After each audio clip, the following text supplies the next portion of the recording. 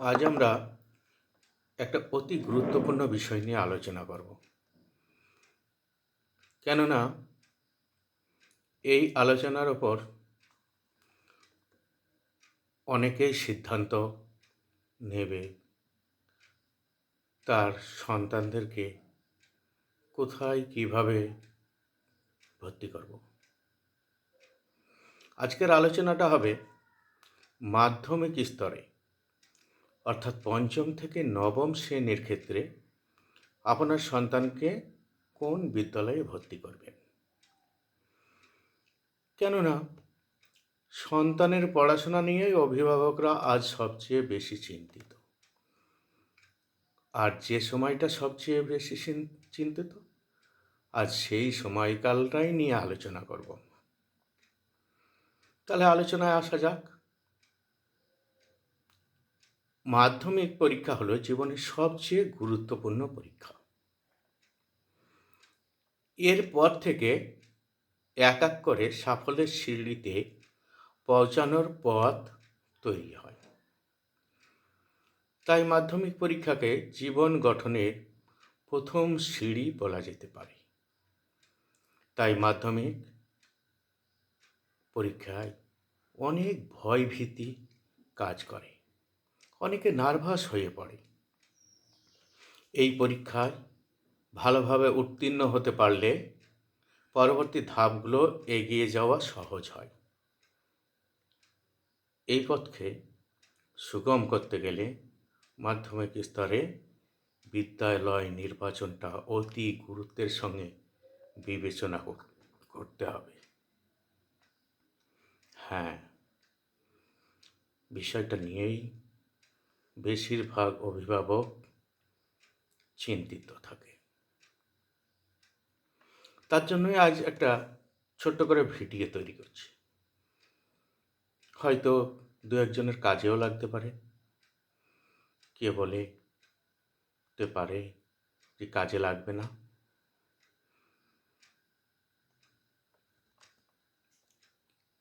যাই হোক, আমি বলবো সন্তানকে ভর্তি করার আগে নিজে গিয়ে বিদ্যালয়ের সব দিক খতিয়ে দেখে আসুন। যে সমস্ত বিদ্যালয়গুলোয় ভর্তি করতে চাইছেন সেগুলোতে নিজে যান। বিভিন্ন জনের কাছ থেকে একটু খোঁজ খবর নিন। আর সেখানে গিয়ে কর্তৃপক্ষের কাছে বর্তমান বিদ্যালয়ের চিত্র, শিক্ষার্থীদের এখান থেকে কি কি সুবিধা প্রদান করা হয় তার খোঁজ খবর নিয়ে আসুন। তাহলে দেখবেন আপনার সিদ্ধান্ত নিতে সুবিধা হবে। তবে যে সমস্ত বিষয়গুলোর ওপর আপনাকে নজর রাখতে হবে বা গুরুত্ব দিতে হবে সেগুলি হলো বিদ্যালয়ের সৌন্দর্যের দিক। সৌন্দর্যের দিকটায় শিক্ষার্থীকে খুব আকর্ষণ করবে। যেমন সাজানো গোছানো সামগ্রিক পরিকাঠামো রুচিশীল কিনা সেটা দেখতে হবে। রুচিশীল না হলে ছাত্র এখানে ভর্তি হতে চাইবে না। শ্রেণীকক্ষগুলো আলো বাতাস যুক্ত কিনা দেখে আসুন, না অন্ধকার ঘুপচি অস্বাস্থ্যকর। আরও দেখতে হবে আপনাকে যেখানে আপনার আদরের সন্তানকে আপনি ভর্তি করতে চাইছেন, আরও কয়েকটা বিষয় সেখানে দেখে আসতে হবে। বিশুদ্ধ পানীয় জলের ব্যবস্থা আছে কিনা, খুব গুরুত্বপূর্ণ। কারণ পানীয় জল থেকে অনেক সময় রোগ জীবাণু ছড়ায়। শিক্ষার্থীদের জন্য আধুনিক শৌচালয় আছে কিনা, যদি কোয়েড স্কুল হয় ছেলে মেয়েদের জন্য পৃথক শৌচালয়, শিক্ষার্থীদের জন্য যেমন থাকবে, শিক্ষক শিক্ষিকা শিক্ষক কর্মচারীদের সেরকম পৃথক শৌচালয় থাকবে। শৌচালয়ের বর্তমান অবস্থা দেখলেই আপনি বিদ্যালয়ের চিত্র অনেকটা কল্পনা করতে পারবেন। তাই এই জায়গাটায় নিজে গিয়ে একদম খতিয়ে দেখে আসা ভালো। বিদ্যালয়ের পরিবেশটা কোলাহল মুক্ত, দূষণহীন কিনা, অর্থাৎ বিদ্যালয়টা যে এলাকায় অবস্থিত তার পারিপার্শ্বিক পরিবেশটা ভালো করে লক্ষ্য করতে হবে। ছাত্রছাত্রীদের জীবনে এই পারিপার্শ্বিক পরিবেশ, বিদ্যালয় পরিবেশ দুটোই প্রভাব ফেলে খুব খুব। শিক্ষার্থীদের নিরাপত্তার দিকটাও আপনাকে খতিয়ে দেখতে হবে। যেখানে আপনার সন্তানকে রেখে আসবেন সেখানে নিরাপদে থাকবে কি না, সেখানে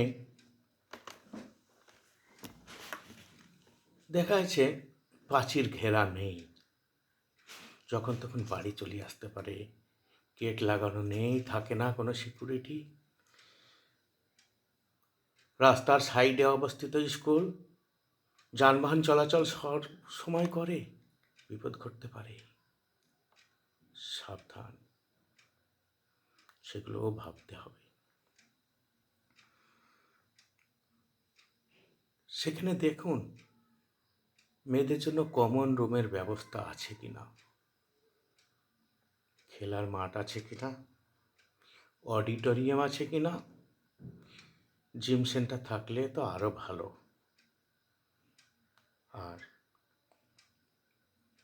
সিসি ক্যামেরা বর্তমানে এটা খুব গুরুত্বপূর্ণ। সেখান থেকে সমগ্র স্কুলটার ওপরই মনিটরিং করা যায়, তো সেটাও থাকলে ভালোই হয়।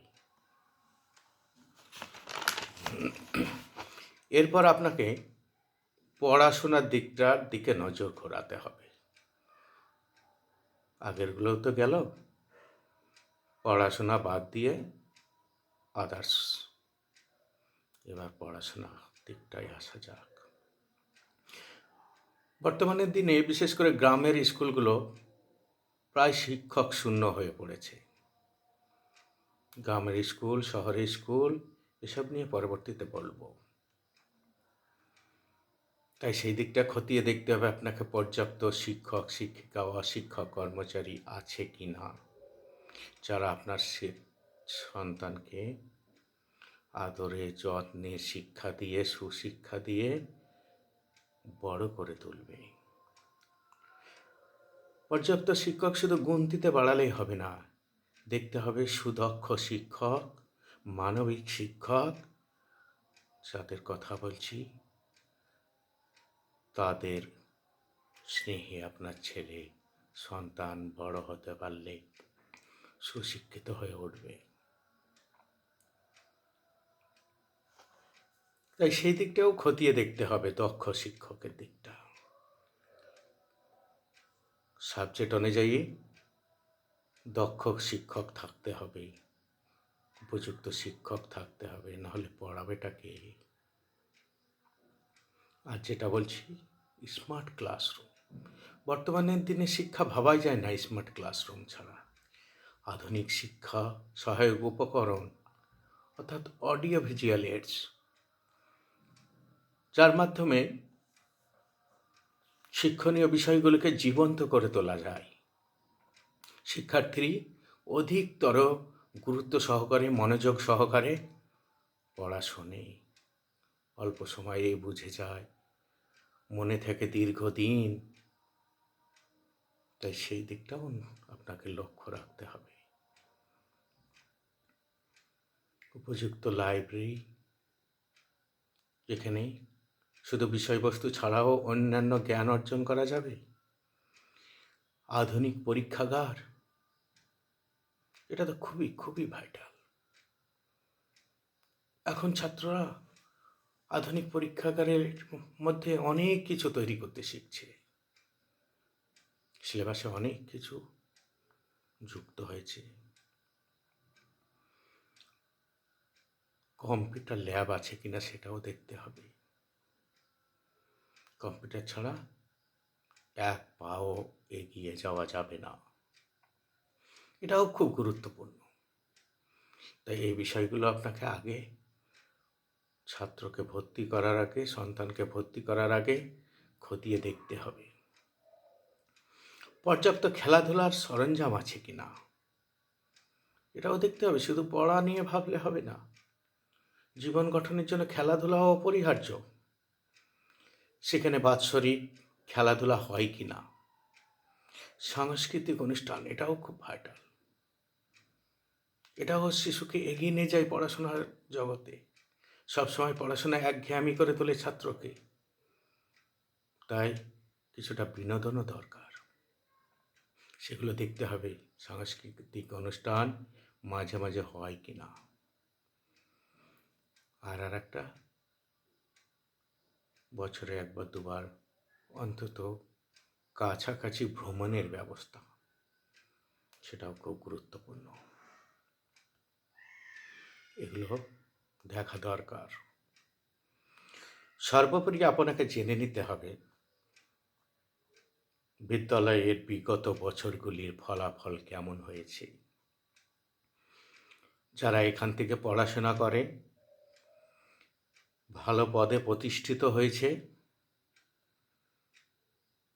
তাদের কথা বলছি। তাদের সাফল্যের কথায় আপনার সন্তানকে অনুপ্রাণিত হবে। সে জীবনে উচ্চ পদে অধিষ্ঠিত হওয়ার শপথ নেবে, স্বপ্ন দেখবে।